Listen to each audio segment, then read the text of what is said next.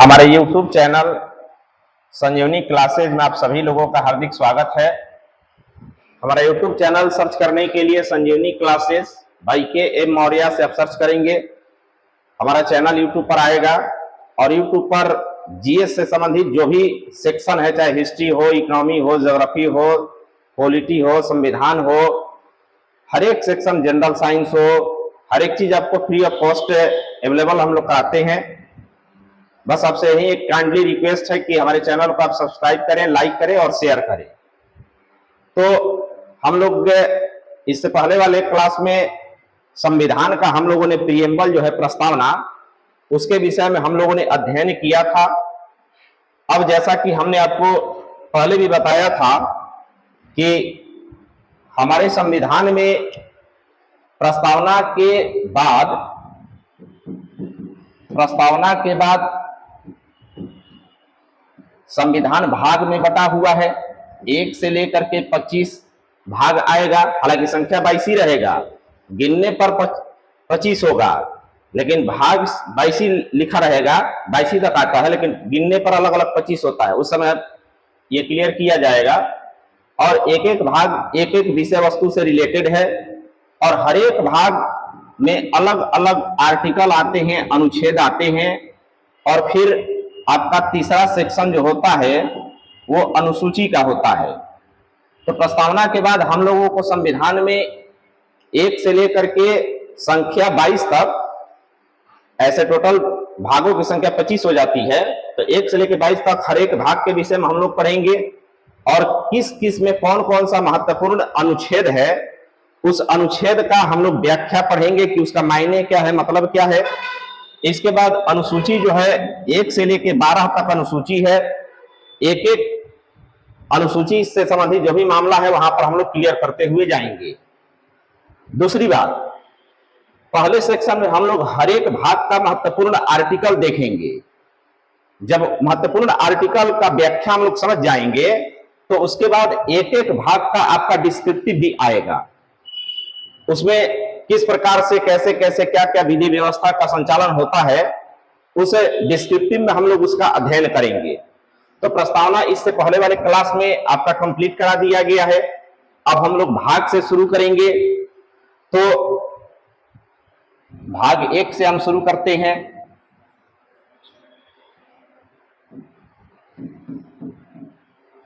भाग 1, इसका विषय वस्तु क्या है? तो संघ एवं उसका राज्य क्षेत्र,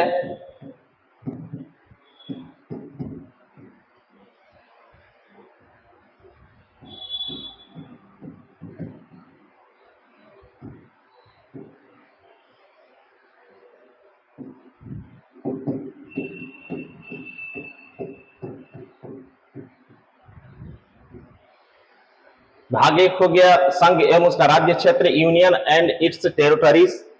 और ये कहां से कहां तक है? तो अनुच्छेद 1 से लेकर के 4 तक है।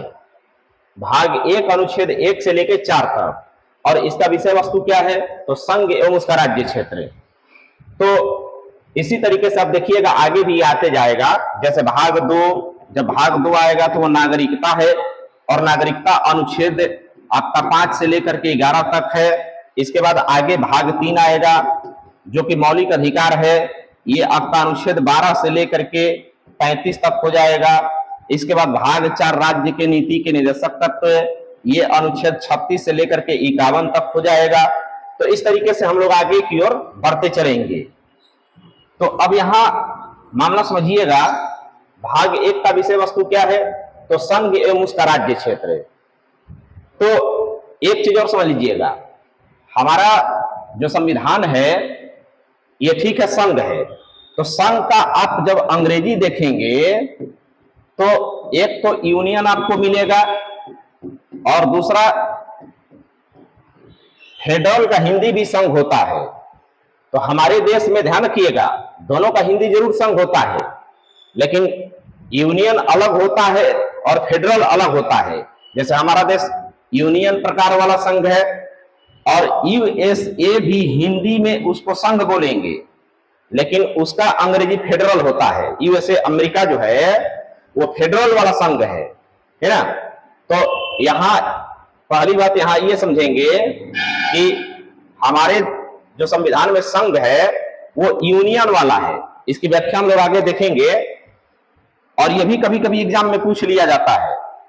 कैसे लिख देगा संघ और इंग्लिश लिख देगा फेडरल, और बोलेगा कि फेडरल शब्द का भारतीय संविधान में कहां प्रयोग किया गया है। तो ध्यान रखेंगे, फेडरल शब्द का कहीं हमारे भारतीय संविधान में प्रयोग नहीं किया गया है, ये यूनियन प्रकार वाला संघ है। तो इस तरीके से कुछ कुछ हिंदी का अलग अलग अंग्रेजी होता है जिसका अलग अलग मतलब होता है। जैसे आप देखिएगा हिंदी में एक खाड़ी होता है, खाड़ी का अंग्रेजी आप देखेंगे तो दो आपको इसका इंग्लिश मिलेगा, एक गल्फ मिलेगा और एक बे मिलेगा। गल्फ का हिंदी भी खाड़ी होता है, बे का हिंदी भी खाड़ी होता है, लेकिन दोनों में अंतर है। गल्फ अलग चीज है, बे अलग चीज है। जैसा हम हिंदी में बोलते हैं बंगाल की खाड़ी, खंभात की खाड़ी, मैक्सिको की खाड़ी, हडसन की खाड़ी, और वहीं जब इंग्लिश हमें बोलना होगा तो इंग्लिश अलग अलग हो जाता है। बंगाल की खाड़ी का हो जाएगा बे ऑफ बंगाल, खंभात की खाड़ी का हो जाएगा गल्फ ऑफ खंभात, न कि bay of Khambhat, gulf of Khambhat होता है। हडसन की खाड़ी गल्फ ऑफ हडसन है। तो गल्फ और बे ज्योग्राफी का मामला है, वहां आएगा तो इसके विषय में हम लोग देखेंगे। तो ये यूनियन प्रकार वाला संघ है। और दूसरी बात एक चीज और ध्यान रखिएगा, जहां भी संघ शब्द का प्रयोग किया जाएगा आप इसका मतलब केंद्र समझिएगा। देखिए मामला क्या है ना कि हमारे देश में कुछ शब्दों का इतना व्यापक प्रयोग कर दिया गया है कि लोगों के दिमाग में वही आसानी से समझ में आता है। केंद्र शब्द बोलने पे लोग आसानी से समझ जाता है कि केंद्र की बात की जा रही है। तो एक चीज ध्यान रखिएगा, इस केंद्र शब्द का भारतीय संविधान में कहीं प्रयोग नहीं किया गया है। केंद्र के जगह संघ शब्द का प्रयोग किया गया है। और केंद्र का अगर अंग्रेजी देखिएगा तो सेंटर होगा। इस सेंटर शब्द का कहीं प्रयोग भारतीय संविधान में नहीं है, यह संघ शब्द का प्रयोग है, यूनियन। आप अक्सर देखिएगा हिंदी में लोग गलत भी बोलता है, जैसे पूछता है कि बताओ कितना केंद्र शासित प्रदेश है, हिंदी में केंद्र शासित प्रदेश बोल रहा है, और वहीं देखिएगा इंग्लिश में अगर वो बोलेगा तो बोलेगा हाउ मेनी यूनियन टेरिटरीज। क्या बोल रहा है? How many union territories. तो एक चीज ध्यान रखेंगे, केंद्र शब्द का कहीं प्रयोग भारतीय संविधान में नहीं है, हालांकि समझने के लिए आमतौर पर इसका प्रयोग किया जाता है। तो अब आते हैं हम लोग मुख्य विषय वस्तु पे। तो संघ एवं उसका राज्य क्षेत्र ये कहां से कहां तक है? तो अनुच्छेद 1 से लेकर के 4 तक है। अब इसमें एक एक अनुच्छेद हम लोग देखते हैं क्या कह रहा है। तो अनुच्छेद 1, अनुच्छेद का आर्टिकल अनुच्छेद 1। तो अनुच्छेद 1 क्या कहता है? तो अनुच्छेद 1 कहता है, ध्यान रखेंगे, जैसे हमारे देश का आधिकारिक नाम क्या है, हमारे संविधान में इस देश का नाम क्या है? तो हमारे देश का जो नाम है संविधान में इसी अनुच्छेद 1 में लिखा गया है। और हमारे देश का संविधान में जो नाम है भारत और इंडिया, ये दोनों नाम रखा गया है। Bharat that is India. तो ध्यान रखेंगे हमारे संविधान में हमारे देश का नाम जो लिखा हुआ है वो पहली बात की किस भाग में है? तो भाग 1 में। और भाग 1 के किस आर्टिकल में है? तो अनुच्छेद 1 में है। यहीं पर भारत और इंडिया दोनों इस देश का नाम लिखा गया है। तो अनुच्छेद 1 क्या कहता है? भारत दैट इज इंडिया और संघ का राज्य क्षेत्र, जितना मतलब भारत का जो राज्य क्षेत्र है ना, इन सभी का वर्णन यहीं पर किया जाता है। जैसे अगर वर्तमान की बात की जाए तो हमारे देश में एक तो चलिए संघ ऊपर हो गया, केंद्र सरकार हो गया। इसके बाद प्रशासनिक सुविधा की दृष्टि से आप देखिएगा भारत को राज्य और यूनियन टेरिटरी यानी संघ शासित प्रदेशों में बांटा गया है। एक हो जाता है राज्य और दूसरा हो जाता है यूटी यूनियन टेरिटरी संघ शासित प्रदेश। राज्यों की संख्या आप अच्छे तरीके से जानते हैं 28 है और यूनियन टेरिटरी की संख्या आपका 8 है। आगे सबका जिक्र आएगा भी। तो इन सभी बातों का जिक्र जो है अनुच्छेद 1 में किया गया है। तो अनुच्छेद 1 क्लियर हुआ। अब आगे हम लोग बढ़ते हैं अनुच्छेद 2। अनुच्छेद 2 क्या है? तो अनुच्छेद 2 ध्यान से समझेंगे।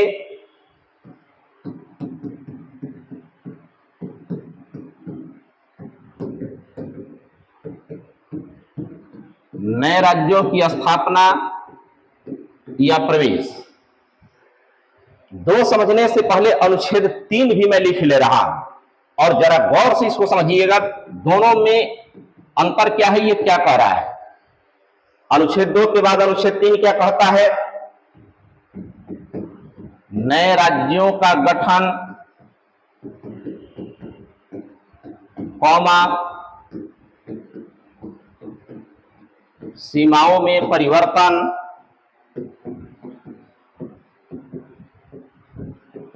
एवं नामों में परिवर्तन।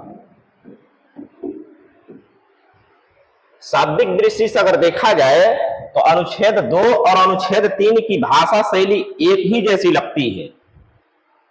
ऐसा लगता है कि जो ये कह रहा है वही ये भी कह रहा है। नहीं, बिल्कुल दोनों में बहुत अंतर है। ध्यान रखेंगे, अनुच्छेद 2 जिसमें कह रहा है कि नए राज्यों की स्थापना या प्रवेश, ये ऐसे भूभागों से संबंधित है, ऐसे जमीन क्षेत्र से संबंधित है जो भारत का नहीं है, यानी विदेश है। तो सवाल ये उठता है कि कोई ऐसा भूभाग जो भारत का नहीं है, तो क्या हमारे संविधान में ऐसा कहीं जिक्र है, संवैधानिक व्यवस्था है कि उस विदेशी भूभाग को भारत में शामिल किया जा सके? बिल्कुल है। और वही अनुच्छेद 2 है। जैसे मान लिया जाए उदाहरण के तौर पर पाकिस्तान को मान लीजिए भारत में शामिल करना हो, तो क्या हमारे संविधान की व्यवस्था में ऐसी कोई व्यवस्था है? तो है। क्या है? अनुच्छेद 2 है। तो पाकिस्तान को अगर भारत में भविष्य में मिलाना होगा या और कोई भी, तो किस अनुच्छेद के तहत करेंगे? अनुच्छेद 2 के तहत। तो ध्यान रखिएगा, अनुच्छेद 2 ऐसे भागों से संबंधित है जो भारत का नहीं है। ध्यान रखेंगे, जब इसका डिस्क्रिप्टिव आएगा भाग 1 का, तो देखिएगा ये काफी महत्वपूर्ण इसका डिस्क्रिप्टिव है। आजादी के बाद से लेकर के वर्तमान समय तक कैसे कैसे भारत के राजनीतिक नक्शों में परिवर्तन हुआ है, कब कब कौन से राज्य बने, किस किस भूभाग को मिलाया गया, ये सब हम लोग डिस्क्रिप्टिव में वहां अध्ययन करेंगे। इसके बाद ही डिस्क्रिप्टिव शुरू होगा। तो आप देखिएगा, अभी वर्तमान में भी भारत के कुछ भूभाग जो हैं वो अनुच्छेद 2 के तहत मिलाए गए हैं। जैसे आपने सिक्किम का नाम आपने सुना होगा। सिक्किम जो है 1975 से पहले भारत का नहीं था, ये भारत के लिए विदेश था। तो सिक्किम को जब 1975 में मिलाया गया, तो किस व्यवस्था के तहत मिलाया गया? तो यही अनुच्छेद 2 के तहत। गोवा और दमन दीव का भी आपने मामला सुना होगा, जो कि पुर्तगालियों की बस्ती हुआ करती थी। उसको जब 1962 में मिलाया गया, तो इसी अनुच्छेद 2 के तहत भारत में उसको मर्ज किया गया था।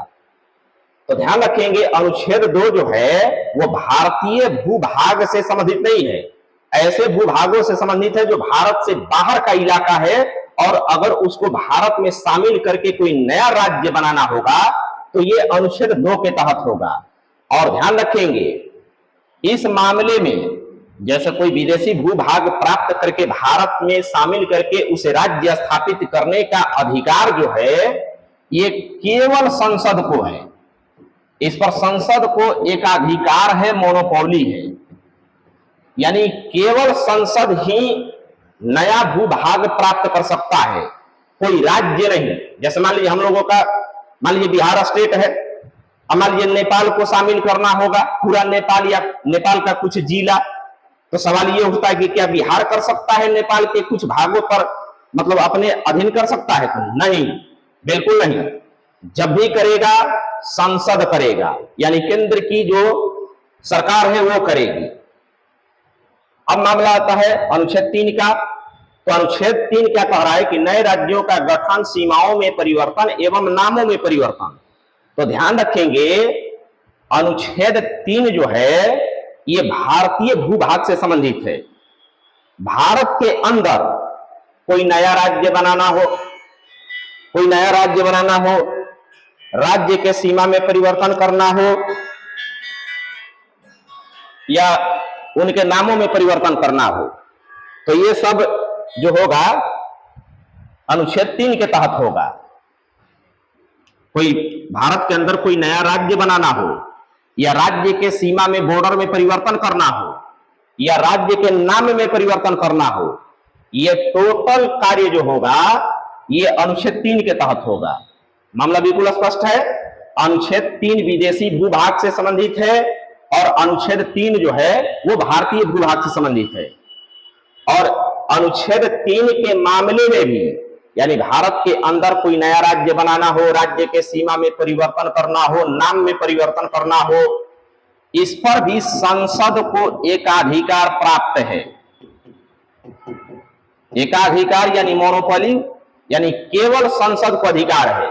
कोई नया राज्य बनाना हो, राज्य के सीमा में परिवर्तन करना हो, राज्य के नाम में परिवर्तन करना हो, कोई भी ये कार्य राज्य सरकार नहीं कर सकती है। जब भी करेगी संसद करेगी। इसलिए यहां से एक मामला निकल करके ये आता है कि भारत जो है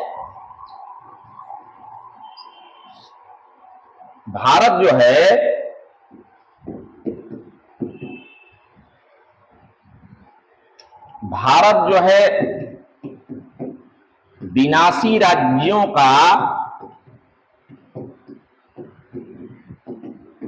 अविनाशी संघ है। ये भारत है। और अगर अमेरिका की बात की जाए, यूएसए की बात की जाए, तो अमेरिका जो है अविनाशी राज्यों का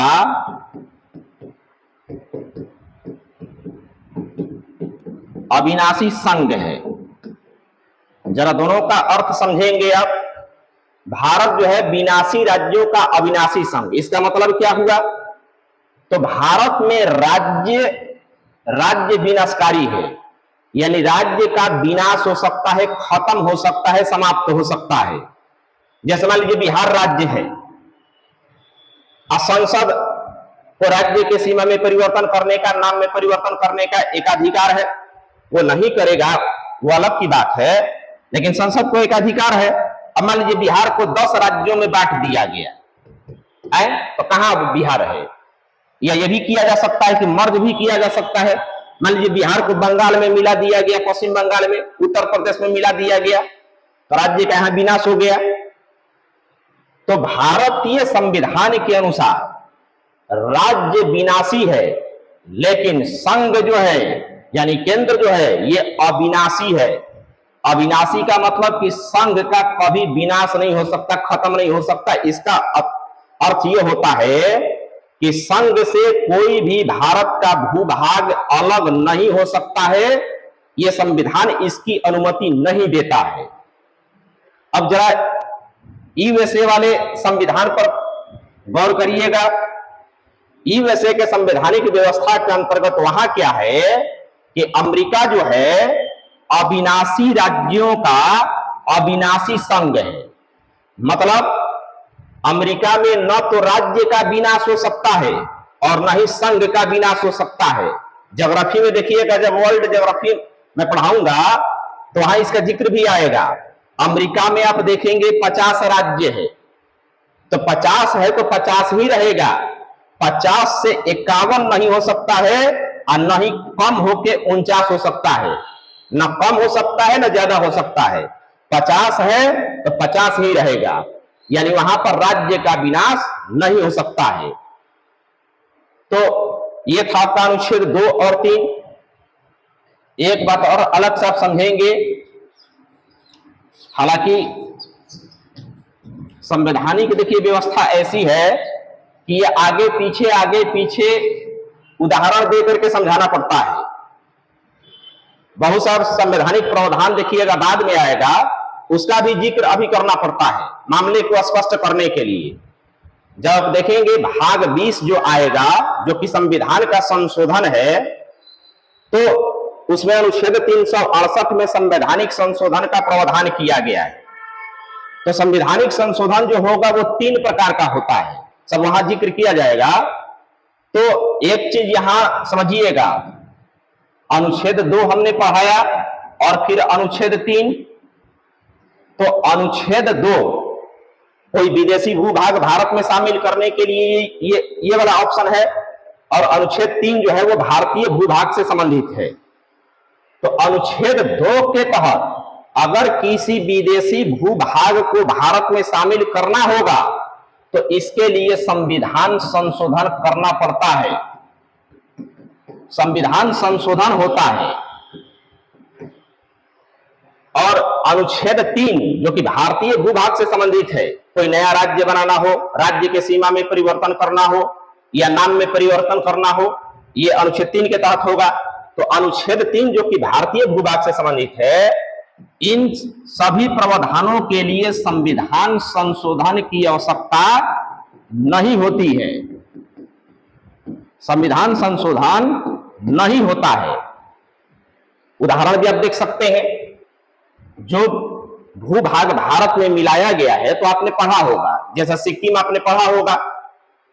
सिक्किम को आप देखिएगा, पहले 35वां संविधान संशोधन 1974 में पहले सहयोगी राज्य का दर्जा दिया गया था।